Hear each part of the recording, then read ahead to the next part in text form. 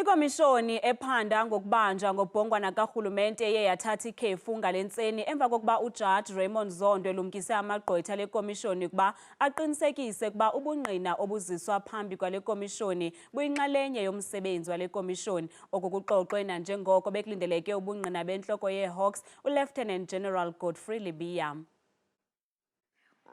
Kubungqina bakho obufungelweyo uLieutenant General Godfrey Lebeya utyhola ngokuba owayengumkomishinala wamapolisa unkosikazi Lebeya wamphatha kakubi embekela bucala emsebenzini wakhe.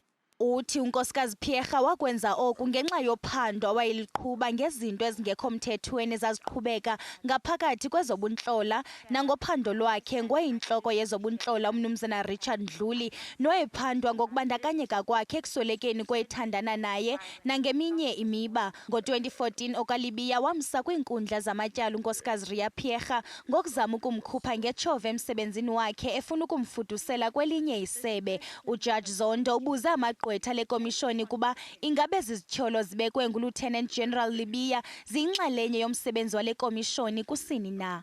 The way that Dr. Lebeya was ill-treated as reflected in the statement, can it be said that it falls within the terms of reference? Was it corruption? Was it fraud? Was it state capture? Or could it be that maybe she just didn't like him for whatever reason, which would be wrong itself? But not everything that is wrong falls within the terms of reference of the commission.